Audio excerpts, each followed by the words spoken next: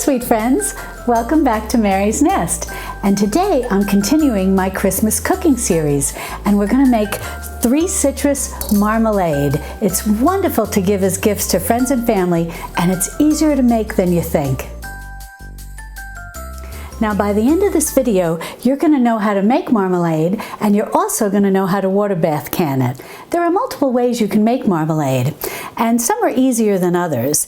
The easiest way is if you just take the entire fruit and put it in a food processor, whirl it together, and you have kind of a mush then that you cook and add sugar to, and then you make your marmalade that way. Some people don't like that because you are including the pith, what's underneath the zest here, and covers the fruit, and that has a bit of a bitter taste. Although I like marmalade made that way, it does have a little bit of a bitter taste, and so some people don't like that. The other way is to cut the stems off, or the end and the stem, and then just quarter through the peel, and then peel the citrus fruit, and then cook the citrus separately. And then when you take the citrus out of the water, drain it out of the water, you'll have peels, and you'll have to scrape the pith off. I find that a little labor intensive. So what I like to do is have a happy medium. I like to use a vegetable peeler to peel off as much zest as I can get, leaving behind as much pith as possible. There'll be a little bit of pith, but you're really not going to taste any bitterness. And I find that this is the perfect way to make marmalade, to make it as easy as possible. Now to make 3 citrus marmalade, what I'm using are oranges, lemons, and a grapefruit. And you'll want about 3 pounds of citrus fruit. And this is the perfect time of year, right around Christmas time, to make marmalade, citrus marmalade specifically, because citrus is in season and it's very affordable. And whether you have organic or regular citrus is fine. And all you'll want to do is wash it. And if you're using non-organic, like all of this is non-organic, a little baking soda with vinegar can make a really nice wash to get this as clean as possible. Now, you're going to, as I said, you're going to need, I think I said, I'm not sure, 3 pounds of citrus to make this. And this is small batch canning, which is great, especially if you're new at this and a beginner, so that you're just starting with a small batch. And basically, I've got 2 oranges. They're pretty good size oranges. If you don't worry if you don't have a scale. If they were smaller, I'd probably have gone with 3, but that's a pretty good size orange. And then I've got, pretty much average size grapefruit, and then I've got 2 lemons. So that's what we're going to start with. Well, my fruit's all washed, and I'm going to take this potato peeler, and I'm going to start peeling off the zest. And I'll bring you in closer so you can see exactly how to do it. So this is just a typical potato peeler, and I've got my lemon here, and this really does not take much strength at all. You do not want to do any brute force, so to speak, because the more gentle you are, the less pith you're likely to pick up. So all you're going to do, just pretend like you're peeling a potato. It doesn't take much strength at all. I'm actually not applying much pressure at all. So there you see, we got our first bit of zest off, and there's a little tiny bit of pith, but as I said, this is sort of the happy medium between the part where you're gonna cook this and scrape it all off after peeling the citrus versus just using the whole fruit. All right, well, let me continue, and I will get all of my zest off the fruit. Now I'll show you with the grapefruit, and again, it doesn't take a lot of strength. You're just going to peel very gingerly. And it's actually quite easy to do because you're not putting on a lot of strength. It just flew out of the camera, I think. But I just want to show you, there's a little bit of zest. I mean, here's the zest. There's a little bit of pith, but that's okay. And now we're going to do the orange. And as you see, like I said, no brute force is necessary. Just gently go around. And there you have it. Some wonderful zest. Well, I've pretty much got all the zest off, and I gotta tell you, this smells so good. You're gonna love making this. I've got the grapefruit, 1 orange, and 2 lemons done, and I just wanna do this in real time for you so you can see how quickly it goes. See, it's not difficult at all. And you just go around, and really just a matter of seconds, more or less, to get it all done. Okay, 1, 2, 3. And I'm just going to keep going. So as you see, it's really not a big job. And this way, we don't have to worry about cooking all of that peel separately and then scraping off this thicker zest that would have been on it if we had peeled it. So there we go. 1, 2, 3. Oops, this little guy's going to get away. And we're done. Now all I do now is just kind of tear up some of these larger threads of zest. Oh, this one I did great. I got a lot off in one fell swoop. And now we have some options. If you have a food processor, you can throw all of this into that, or one of those little mini choppers or something like that, and just whirl it 1, 2, 3, and pulse it, a few times, and you'll get the zest all chopped up into little pieces. And that is a real time saver. However, I want to make this very accessible to anyone who's watching, so I'm going to show you how just using a knife you can chop all this up. And you have some options. You can chop it small, and make it it's nice when it's small. It makes it very spreadable for putting on toast, muffins, scones, things like that. Or you can make it chunky. So all you want to do is take a sharp knife and then just start cutting and put it, securely on a cutting board, and just go through and cut and keep chopping this up until you like the consistency. And as I said, you can always put it in a food processor or a little mini chopper as well. But I just wanted to show doing this with a knife. And you're just going to keep going around like this and this until you get to the consistency or the size of the zest that you like. So I've got my zest all chopped up now, and what I'm going to do is transfer it to a 6-quart enameled cast iron pot. You're going to want to use a heavyweight pot. This is excellent, or a stainless steel pot will work great too. But most important to know is you want to use a non-reactive pot, and enameled cast iron and stainless steel are non-reactive. So right now we just go ahead then and just dump all this zest right into the pot. And I like I like it all chopped up like this because I find it just makes it very easy to spread once it is in the form of marmalade. But certainly if you wanted to take time, you could have cut long little strips and whatnot, but I find that a little fussy and takes a lot of time. So I find just chopping it up like this is quick and easy, and it also works great when you go to spread it on toast or a biscuit or something like that. Now the next step is to take your fruit and remove all of this pith. And it's very easy to do. It's almost like you're just making a fruit salad and you want to wind up with fruit that, the little pieces of fruit that we call supremes. And we'll just go around like this, just removing all of this pith. Now, you try to get as close as you can without taking off too much fruit. It's not an exact science, so don't worry about it. But just keep going around like this until you get all of the pith off. And I'll bring you in closer so you can see exactly what I'm doing. So I just wanted to show you how to remove this pith. And you're just going to try to get as close as you can without taking off too much of the fruit. And you're just going to keep working your way around like that and taking off the pith. Now we've got all the pith removed. Now we do have the stem in place, and we'll just take a little bit more of that off. There we go. And up here there's not too much here, so I think we're okay. Maybe just take a little bit of this off to expose as much fruit as possible. But we're going to leave this cap on, the blossom end and the stem end, because what we're going to do now is, hopefully you can see, there are little lines of membrane all through the orange. Little lines of membrane. And what we're going to do is we're going to go between each line of membrane and we're going to cut out the fruit. because we don't want the membrane. We just want this fruit. And it's very much like when you make a fruit salad, and these little pieces that we're going to remove are called supremes. And there you have it. That's an orange supreme. And what we're going to do now is transfer this to a bowl where we're going to collect all the supremes that we cut out.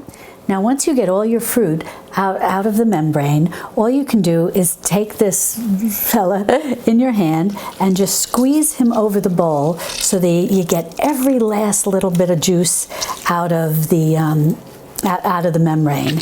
And then you're also going to, if you have any of the pith that when you were removing it might have a little bit amount of fruit on it. If you want, just not to waste, you can kind of squeeze that a little bit, and you see that's still got a little bit of juice in it.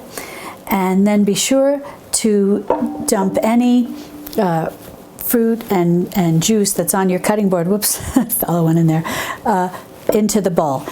And you can do all of this at the end in one fell swoop. I'm just showing you after I did the first orange, but you can save this all to the end. Well, I'm going to finish up removing all the pith and cutting out the supremes, and then we'll get ready to add everything to the pot that we have our zest in. Well, I cut out all the fruit, and I just wanted to show you all of the pits that I got. And this is why I do it over a cutting board, because I know some of you might be saying, why don't you just put this, do the supremes over the bowl and have the juice drop down and all of that. Unfortunately, in getting the fruit, I'd also get the pits that I'd have to kind of fish out. And so I do it over a cutting board, and I highly recommend that. And if you can, use a cutting board that has a little well, and that way it catches all the juice. Now the next step is to simply put all of this juice and all of this fruit right into the pot with our zest. Now when you do this at home and you're cutting out the fruit, you can transfer it right into the pot with the zest. The only reason that I put it in a bowl over here was so that you could see exactly what 3 pounds of the fruit looked like once we cut it out. So that's that. Alrighty, now this is just a little tip. What I like to do is take about 1/8 teaspoon of baking soda and add it to my pot. That helps to really soften the zest. And that's all you need. It's very alkaline, and the zest is very acidic, and I don't exactly know all the science behind it, but apparently the alkalinity of the baking soda helps break down the zest to make it softer, and in doing so, in making it softer, that helps also release the pectin, which is going to help make all of this gel, which brings me to another point that I want to mention. We are not using any store-bought pectin to make this. We're doing this the old-fashioned way, depending on how old you are, maybe like your mother or your grandmother did.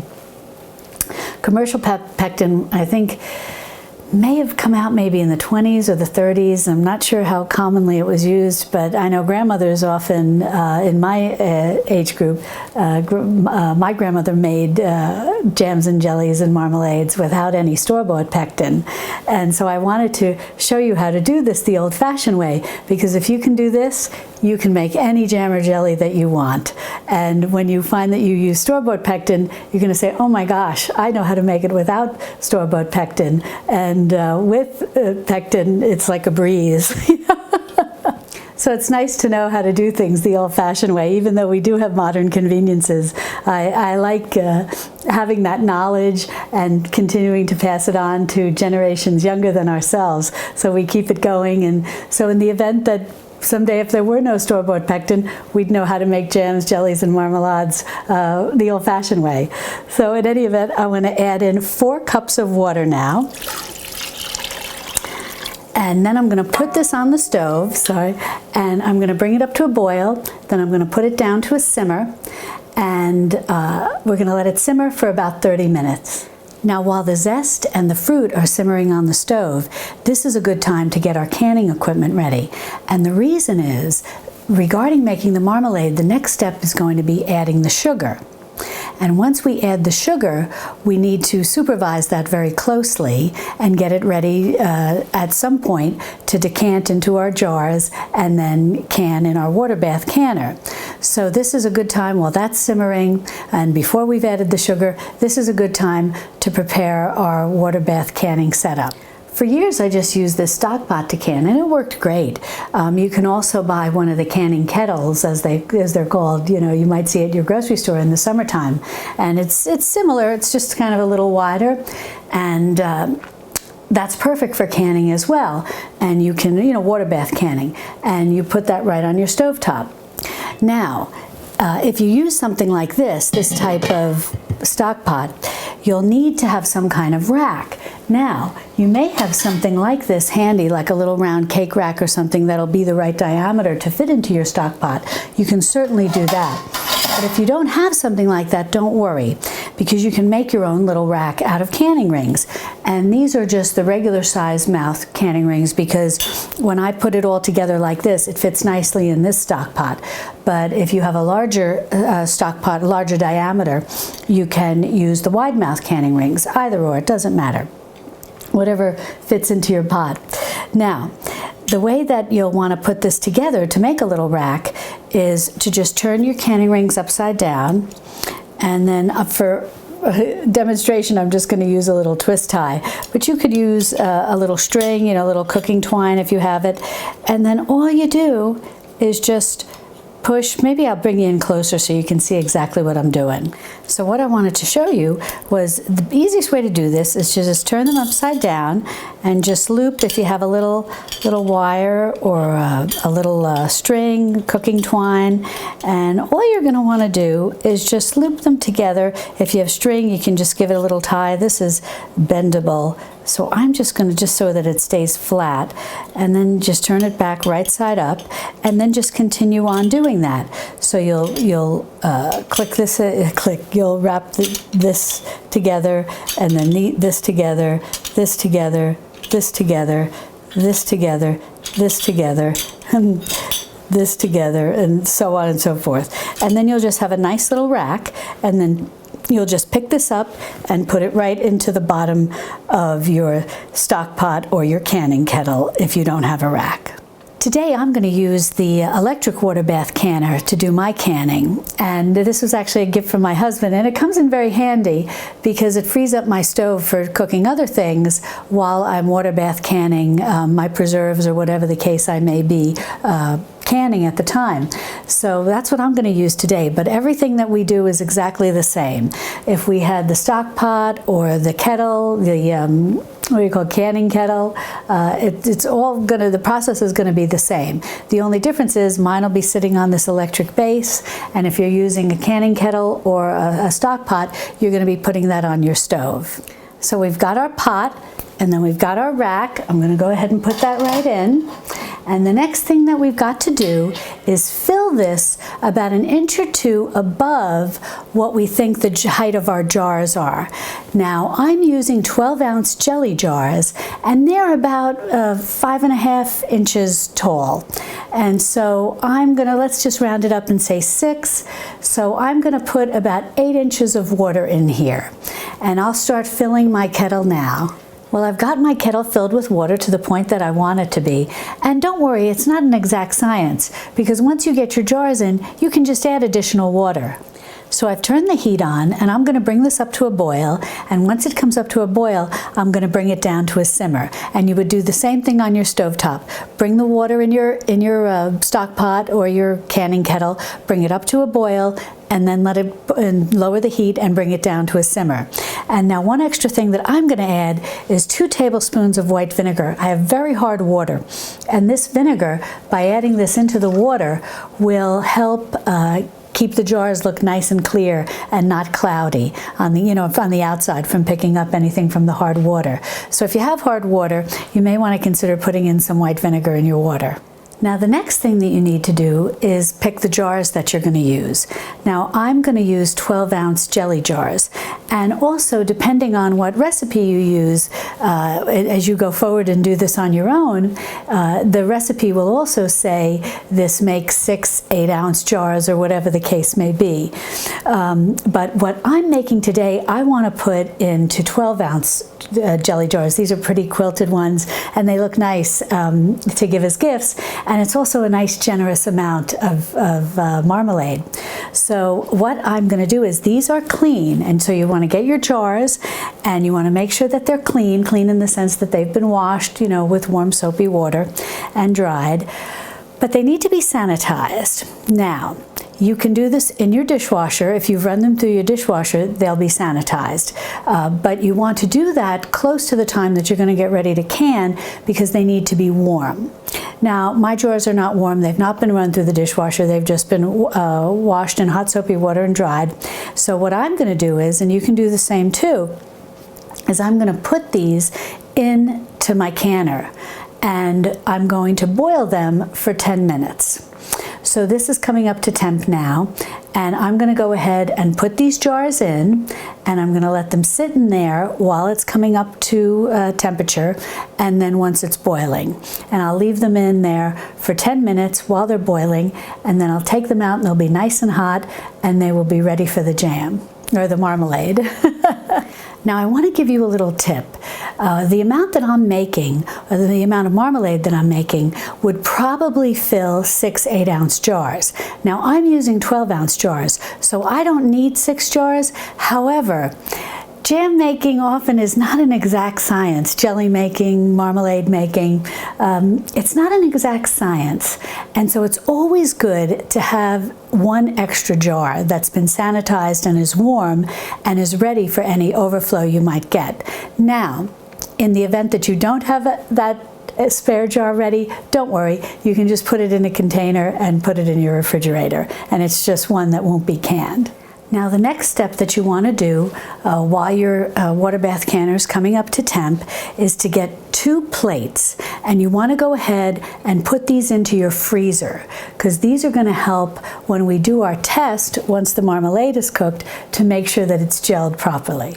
Now, the next thing you'll want to do is get your rings ready, and these have been washed in hot soapy water, and I'm going to go ahead and put them into a little saucepan like this, and I'm just going to put those right in, and I'm going to add some water, and I'm just going to bring that up to a boil and then turn it down to a simmer just to keep them warm. Now, canning processes, I don't know if that's the right word, change over time, and some books you'll read say that it's not necessary anymore to warm the rings, but this is something that I've always done, and I think it's best just to be as sanitary as possible. So I'm going to recommend that you take this step. But certainly, by all means, if you're using a canning book and it doesn't require it, follow those instructions. Now, I've got my rings over in the saucepan on the stove. Now, when you do water bath canning, or any canning for that matter, you always need to start with fresh lids.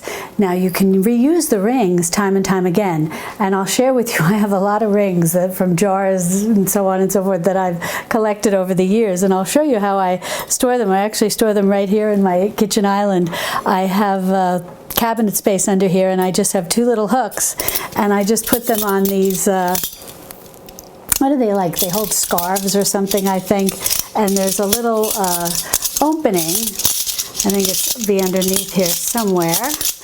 And I can't find it right now. Oh, here it is. And it allows me to just slip them on and off as I need them. Boom. And then when they're dried and ready to be put away, I just put them back on here. And it's great. I have 2 of them. So I keep one. This is my regular size rings for regular size jars, and then I keep my wide mouths on here on another one just like it, and it's great. It's handy. They're always there and always ready to go. But lids, it's another story. You always have to start with a fresh lid. So I recommend that in your travels, whenever you go grocery shopping, if you're going to be doing a lot of canning, always pick up a box of lids, and especially if you see them on sale. So and now these are regular size because we're using regular size jelly jars. I'm going to go ahead and wash these with soap and water, hot soap and water, and I'm going to dry them, and then I'm going to keep them nearby the rings that are in the water. Now, I'm not going to put them in with the rings until right before I'm ready to use them. And the reason is, if you leave them in the hot water too long or boil them, whatever the case may be, being in that pot with the rings, it may actually weaken the rubber seal. And I'll show you, I'll open this box and I'll show you what I'm talking about. See, the lids have a little rubber seal here, this orangey red part that you see, and you want that to be in the hot water to be sterilized and clean and warm and ready to seal your jar, but you don't want it to become so hot and warmed up, you know, in boiling water that it actually weakens it.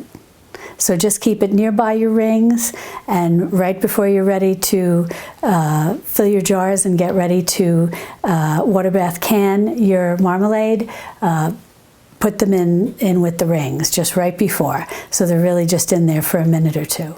Now the water's come up to a boil and I've turned it down to a simmer. The next things that you want to do are to make sure that you have some kind of thick dish towel down. And this is just one of those dish drains, but you could, if you don't have one of these, you could put, you know, 2 dish towels. It's nice to have a good amount of cushioning. Then the next thing you need to do is get your supplies ready for when you get ready to put your marmalade into the jars. And you're going to want to have some kind of funnel that fits over a jar, fits over, you know, a canning jar. And this one is nice because it actually shows how high it's come up, how much headspace there is in the jar once you fill it with the marmalade or jam or jelly or whatever you're making. And that's important to know because every recipe will call for a different headspace, whether a 1/4 of an inch or an 1/8 of an inch or a 1/2 of an inch, something like that. And you want to follow that carefully by measuring with something like this. Or the other option is if you have one of those debubbler sticks, they often have little indentations in them that when you stick it into the jar, it shows you if you've got a 1/4 of a headspace or a 1/2 inch headspace, which is very nice too. I had one of those and I don't know what happened to it. It's missing in action. So I'm going to use a knife to debubble my jars, but we'll get to that. But in any event, you're going to need some type of funnel. Then this comes in very handy. This is a magnet, and this will allow you to easily lift your canning lids out of the hot water to put them on top of your jars to get ready to seal. And then the next thing is to have a nice ladle, and one, if you get one that has these little bump outs on either side that make it easy to pour, that's very useful. And then you'll also need a jar lifter, and this is going to allow you to lift your jars out or put them in once you seal them and put the rings on, and then lift them out of the hot water once they're done processing. And then this is my handy debubbler. It's just a knife, and this is just going to allow me, when I go, and I'll be showing you all of this, I'm going to go around the jar, inside the jar, to make sure there are no bubbles, and then make a cross through the marmalade to also release any bubbles. And we do that so that we are guaranteed there's not any extra air in there, and we get a nice seal. Well, the zest and the fruit have been simmering on my stove for about 30 minutes, and all you want to do is check and see if the rinds have softened, and they have. You'll just want to squeeze the rinds between your fingertips, and if you can smush them, then you know it's ready. So they're perfect. They're nice and soft, and this just smells heavenly. So now we're ready to do the next step, and what we need to do is we're going to be adding sugar to this to actually make the marmalade. But before we do that, we need to measure exactly how much liquid we have in here, because we need a total of 6 cups before we proceed. So I'm going to remove everything from the pot and put it into a measuring cup and see if we have 6 cups. And if not, we just add a little water to that, and then we go from there. Well, as you can see, I have just about 5 cups of the fruit and the zest and the juice from the fruit. So what I'm going to do is add 1 cup of water to this to bring it up to 6 cups. Alrighty, well now I've got a total of 6 cups of the liquid with the zest and the fruit. I'm going to add this back into my pot. I'm going to put it back on the stove, and then we'll get ready to add the sugar.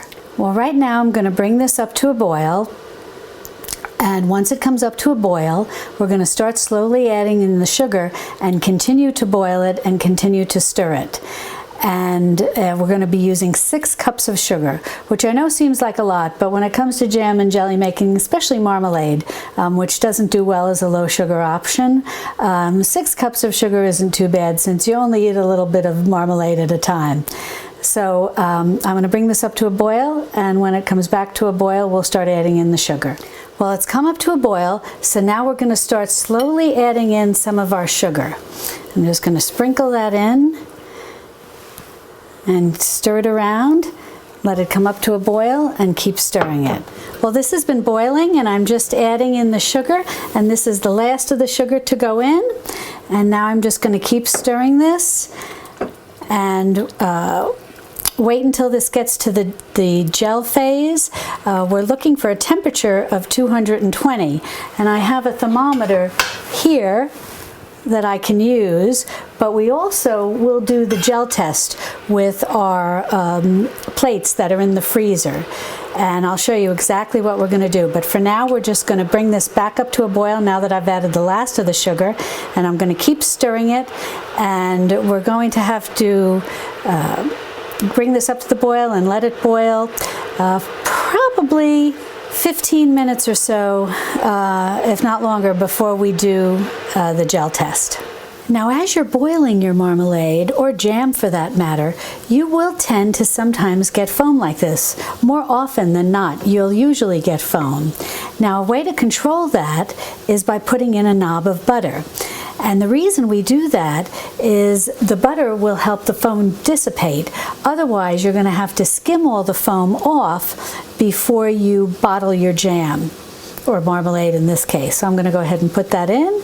I'm going to stir that around, and then that'll help control the foam. Well, now you'll see that the little bit of butter is left there at the very end. It's melting off, and you see how it calmed down all the foam beautifully. So there'll be no foam at all to skim off. Well, I boiled the marmalade for about 20 minutes, checked it with my candy thermometer, and it was at 220. So now I've got my plate from the freezer. I'm going to put a little in, and then I'm going to put this in the freezer, let it cool, and then we're going to run our finger through it after it's a little cool, and if it crinkles up, that means it'll set up nicely. So I'm just going to go ahead and put a little in right on this plate here, and I'm going to put this in the freezer. And then I'll bring you back once I let it cool in the freezer and bring it out for the check. Now, another test you can do to see if it'll gel is to take a cold spoon, put it into the marmalade or the jam or the jelly, whatever you're making, and then hold it up like this. And if it drips very fast, then it's not past the gel test yet. Meaning, when I say gel test, I should explain, that means that it'll set up and gel like a typical jam or jelly or marmalade that you may buy. So you want it to be like that. And sometimes it'll just drip very quickly. That's not going to set up. The next is you'll have maybe 2 separate drips coming down. That's getting close, but not perfect. And then the next, the third stage is where it actually comes off in a sheet. And that's what you're looking for. You want it to actually come off in a sheet. Now, I have better luck with the test where you put it in the refrigerator. Like so, now this looks like it's just 2 drops coming off very slowly, but then you might have a sheet there. I always find it a little difficult to tell. And so I find just putting it in the refrigerator, in the freezer on a cold plate, and then pulling my finger through, and if it passes that test where it crinkles up and then separates, I know it's going to gel up nicely or set up nicely. It's passed the gel test. So I just took this out of the freezer, and I just want to show you how, see how it's crinkling up behind my finger, and it's just it's gelled beautifully. See that? It's going to set up lovely once it's canned and refrigerated. Well, the marmalade is all ready to decant, so now I'm going to take my jars out of the water bath canner and get ready to fill them. Now, the first thing you want to do is, with your warm jars, take a clean paper towel or a clean cloth, dip it in a little white vinegar, and just go around the edge and make sure that the jar is in good condition, that there's no cracks, no chips, nothing. And at the same time, you're giving this a nice good cleaning with the vinegar to to make sure that the lid will stick nicely. And then next, the lids are right in there. I did take them off the stove, so they're all set. So then next we're going to put the, what do you call this? The funnel on the jars, and then I'm going to fill them right up to this mark that's showing the 1/4 inch. Alrighty, well, let me take this lid off, put that over there, and then I'll start to fill my jars. Alrighty, well, here we go. And into the jars it goes. Oh, it looks wonderful. And I'm just going to keep filling this jar, and then when I'm done, I'll show you how we put the lid on. Well, I've got my jar filled with the marmalade, and I've got a 1/4 inch headspace, which is what's recommended for this particular marmalade recipe. And now I'm just going to go around with my knife and make sure that we don't have any air bubbles. And you just go around like that. If you have the little tool, it works very well too. And then it also works as a nice measurement. And then I'm just going to go across like that. Okay, it looks great. Brought up a little marmalade here, but no marmalade. My mother says marmalade. I always say it like that. Alrighty, well now I'm just going to get ready to clean the rim again, and we'll get ready to put the lid on. So I'm just going to give it another little cleaning, just in case any bits of stickiness got on there, but it seems like it's good. And I'm just going to show you, it's at about a 1/4 inch headspace. And now we're going to get ready to put our lid on. So I'm going to go with the magnet into my little saucepan here, and I'm going to take out my lid. And I'm just going to put that right on. And just make sure that it's on there correctly. Perfect. And then I'm going to take a ring, and I'm going to put the ring on. So it has little resistance. And then this is hot, so it can be hard to hold when you're doing putting the ring on. So you can use a little pot holder, or a little glove, you know, the types of little plastic gloves that you wear when you wash the dishes or something, or even this paper towel is good enough for me. Now, there's something I want to talk about with this ring. You want it to be fingertip tight, which means no brute force necessary. You just want to wait until you screw it on. You're going to feel a little resistance, and then just a little bit of a turn, and that's it. You do not want this ring to be tight.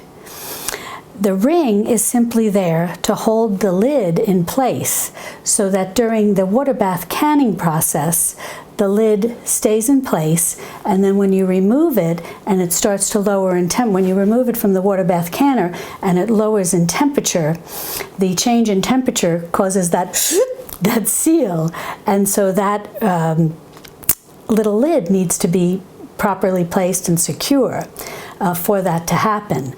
Then the ring's job is more or less done. The next day, after everything's had a chance to cool down, for storage, you'll want to remove the ring. And the reason you want to remove the ring is because when you're storing this, if the seal were to fail and the ring was on it, the ring may force it to reseal. But that's not a true seal, that's a false seal, because it's already been exposed to air and bacteria could develop and so on and so forth. So when you go to store it, and it's done canning, you've gone through the water bath canning process, you're going to remove your ring and you're going to store it like this.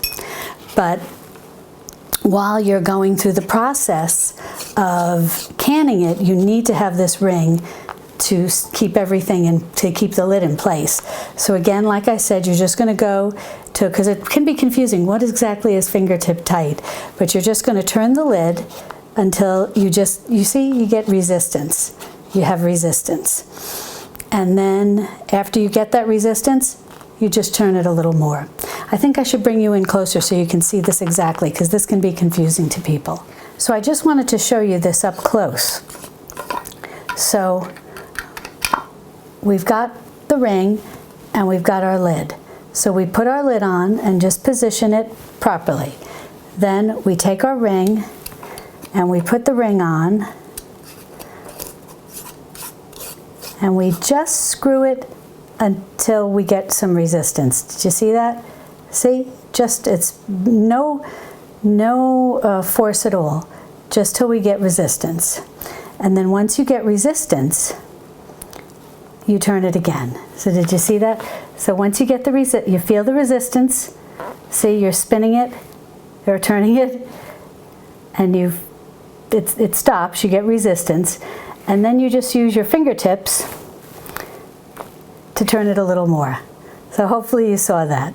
Now the reason that you only do this fingertip tight is because during the time that it's processing in the water bath canner, some air is being released, and that's what you want to happen, because then when it's done canning and it has the temperature change and it seals, there'll be very little air in there to create spoilage, and that's why you can can these and then they're shelf stable.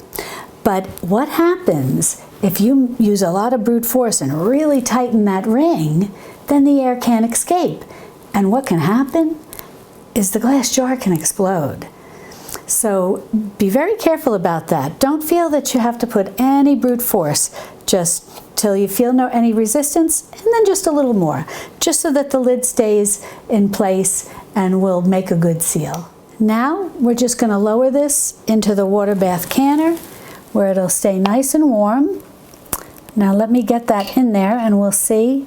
Okay, now the lid is not submerged under the water, even though I put in the 8 cups, but with the boiling and the sanitizing and all of that, I have lost a little water through evaporation. So I'm going to go get my tea kettle and I'm going to add some water so that the can or the lid of the jar is covered by about 1 inch or 2. So I'm just going to start pouring water in from my tea kettle until I make sure that that lid is submerged by at least 1 inch. So I'm going to go get another tea kettle's worth of water, and then once that's covered by 1 inch or 2, I'll be all set. Okay, so I'm just going to continue adding more water until I see that that jar is covered by a good 1 inch or 2. And I'll just keep filling this until I see that. Well, I'm going to go ahead and finish filling all my jars, get them into the canner, and then I'll show you how we bring it up to a boil. Now I brought this up to, or I'm bringing this up to a boil, and then we're going to let this boil for 10 minutes. I was able to get 4 12-ounce jars, which is wonderful, because when you think about it, this is a fantastic cost savings, because a 12-ounce jar of good marmalade can run easily $5, and I paid $5 for a 10-pound bag of grapefruits, Texas grapefruits, and I paid $5 for a 10-pound bag of Texas oranges, and then I had a smaller bag of lemons, which our grocery store carries a line called, I think it's something like, it says "We're not pretty, but we're just fine," something like that, and apparently it's like blemished fruit that they can't just put in the regular bins where people would pick a lemon and buy it, so they group them in a little bag and sell them at a discount. I can't see anything wrong with them. I thought my lemons looked great. Well, that big bag of lemons, maybe it was about 2 pounds, maybe 3 pounds of lemons, I paid $1.49. You can't go wrong. So in this, I got 4 jars, or 4 12-ounce jars of marmalade, this 3 citrus marmalade, and we used 1 grapefruit, 2 oranges, and 2 lemons. So it's like pennies almost, which is fantastic. And then, of course, the sugar, they have to add that in. But even with that, they're still very reasonable. And they're homemade, which I think is just so nice. And to me, it just always tastes better than what you can buy at the store, because as my husband always says, which I think is very cute, that the best ingredient is love. Because when you make something homemade, it's really filled with love. So we're going to let this go now for 10 minutes. Once it comes up to a boil, then I'll turn it off. I'll remove them, and I'll show you how we've got to remove them. We've got to keep them real straight and whatnot. And then I'll show you how it's nice to present them when you present them as a gift. And I had a little bit extra here that it's still quite warm, that I didn't have room for. I'm always very careful. I'm really conscious about that 1/4-inch headspace, and I never want to overfill a jar. But I left a little out just to give a little taste. We'll see how this is. It's a little warm.